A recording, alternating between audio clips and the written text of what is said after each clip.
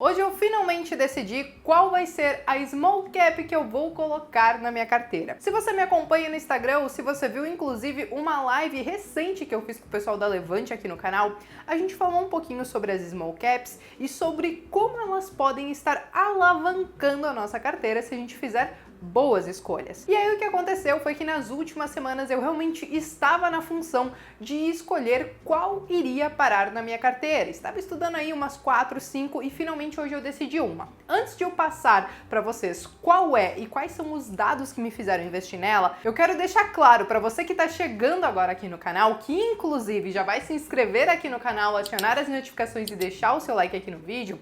Enfim, eu quero deixar claro o que são essas small caps, como elas funcionam e quais são os riscos que envolvem quando a gente decide investir em um. O primeiro conceito que define uma ação ser small cap é ela realmente ser pequena, small, pequena, né? Enfim, ou seja, para ela ser desse tamanico aí, ela precisa ter um valor de mercado entre 300 milhões e 2 ou 3 bilhões. Na verdade, esses 2 ou 3 bilhões, ele é muito ditado por conta da cotação do nosso dólar. É uma empresa, por exemplo, de 1 bilhão de dólares, então se o dólar tiver a R$4, até 4 bilhões aí ela vai ser uma small cap. E outra coisa que ela não pode estar é dentro do índice Ibovespa. Se ela estiver dentro, ela já não é considerada uma small cap. E se você não sabe o que é esse índice Ibovespa, eu vou deixar o link aqui de um vídeo onde eu explico melhor isso. E lá vão ter empresas que são o contrário dessas small caps, que são as blue chips ou as large caps, que a gente pode mencionar então Vale, Itaú, Bradesco, Banco do Brasil, enfim, todas essas grandes conhecidas da nossa bolsa de valores. E quais são os riscos de nós investirmos em pequenas empresas na bolsa? O problema é que muitas vezes são empresas pequenas, ou porque talvez tenham começado agora a serem negociadas na bolsa, ou então às vezes até são empresas que elas são líderes no mercado onde que atuam, mas realmente elas são menorzinhas se nós compararmos com grandes aí do mercado. E aí uma vantagem às vezes de nós olharmos para esse tipo de ação, porque óbvio que não são só riscos, é a questão realmente do poder de crescimento. Às vezes empresas pequenas, elas ainda têm muito mercado para conquistar, ou então elas podem sim se provarem boas na questão de gestão, de entrega de números bons, lucros e tudo mais, e crescer ao longo do tempo e levar a cotação dessas ações junto.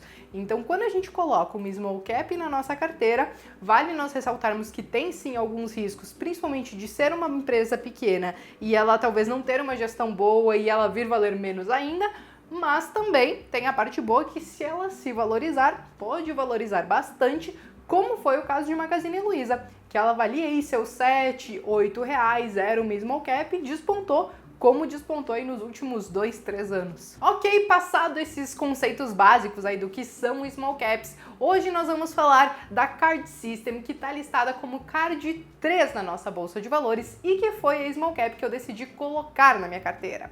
Então vamos primeiramente falar do ramo em que ela atua. Ela, na verdade, é uma empresa de tecnologia onde ela oferece soluções e várias integrações principalmente para bancos, operadoras de cartões de crédito ou até mesmo para programas de fidelidade de empresas como Smiles, Multiplus e tudo mais. Então toda a parte tecnológica e que integra todo esse processo, às vezes, de um pagamento de cartão e tudo mais, é ela que faz. Então eu decidi olhar justamente para ela e atuando nesse setor, porque eu entendo que o futuro realmente está pedindo justamente isso. Cada vez mais nós estamos comprando na internet, cada vez mais nós estamos precisando de soluções que envolvem a tecnologia e eu acho sim que ela tem muito espaço para crescer nesse sentido, principalmente nesse setor que ela atua. Mas é claro que não são só rosas. Quando a gente fala do setor de tecnologia, tem o porém, que é a concorrência. A gente pode muito bem ver que a concorrência tem sido muito grande, tem surgido várias empresas voltadas aí para tecnologia e tudo mais. Então, para você ter uma grande fatia, né, para você ter um market share grande, tá ficando cada vez mais difícil, mas ainda assim eu decidi escolher a Card System não só por isso, mas também por alguns números que a gente vai conseguir ver agora através do aplicativo Trademap, que vocês sabem que eu sempre uso. Então nós vamos dar uma analisada nos números que ela tem entregue. Aqui eu já estou abrindo então o aplicativo da Trademap, já tem algumas ações aqui no meu box de cotação, mas eu já deixei aqui a Card 3 separada, Então já vou entrar aqui nela para a gente dar uma olhadinha nos dados. Aqui até tem o gráfico que está mostrando a cotação dela nesse momento, que está R$ 7,59. Porém, eu não estou olhando mesmo a questão do preço, realmente a questão do valor que eu estou dando mais importância nesse caso, até porque eu estou pensando nela para o longo prazo. Então o que eu vou fazer? Vou clicar aqui no RX, onde já vai me dar alguns dados financeiros dela. Então o que a gente pode ver aqui? Que ela tem um valor de mercado de 314 milhões, ou seja, ela está dentro daquela faixa que caracteriza ela ser uma small cap. Mas ok, tem uma outra coisa que é legal a gente estar dando uma olhadinha, e eu já vou lá para baixo para depois olhar outros dados, que é a questão do lucro. A gente precisa entender se a empresa dá lucro ou prejuízo. Então, se eu clicar aqui em lucro, vocês vão ver que sim, ela deu lucro, e se você olhar que desde 2014, ou seja, nos últimos 5 anos, ela teve um lucro crescente, ela teve um lucro bem bonitinho, que foi progressivo, e teoricamente saudável. O que pode acontecer que às vezes a gente vê essa queda aqui nesse gráfico do lucro lá em 2013 é porque às vezes a Card System ela tem aí algumas parcerias muito grandes e que às vezes acabam deixando de utilizar os serviços dela.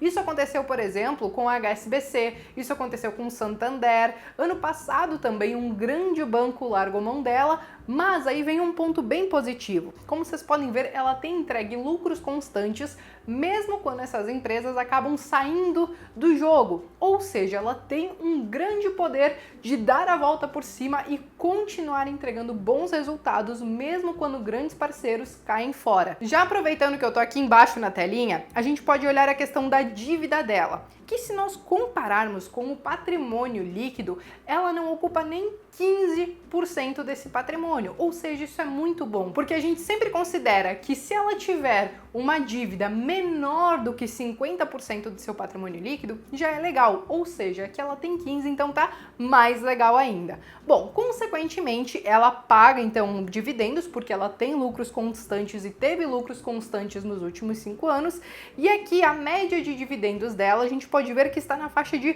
5,1% ao ano. Ou seja, ela paga até que bons dividendos, vamos dizer assim. Pode não ganhar de uma renda fixa, mas a gente consegue tranquilamente considerar que ela está bem acima da média se nós considerarmos outras empresas da nossa bolsa. Outros pontos que eu sempre olho é a questão da margem líquida e do ROI. O ROI é o quanto ela consegue rentabilizar o patrimônio líquido, e aqui a gente pode ver que está em 16%, quase 17%.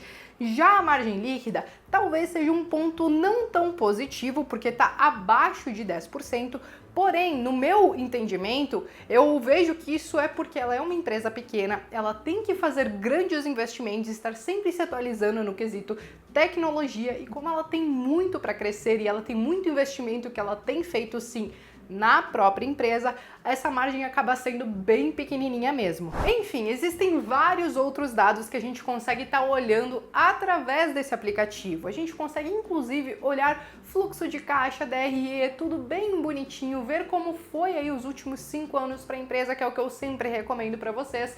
Então eu sempre vou deixar, quando eu falo de Trademap, eu sempre deixo o link aqui na descrição para vocês baixarem o aplicativo e irem dar uma estudada nas empresas que vocês têm interesse. Enfim, eu sei que existem outras small caps que elas são igualmente redondinhas, como a questão de Card System, mas eu decidi realmente colocar ela na carteira para começar, e ainda assim eu sigo estudando outras opções para diversificar um pouquinho melhor a minha carteira, principalmente em small caps, que eu acho que pode sim dar uma bela alavancada no nosso patrimônio.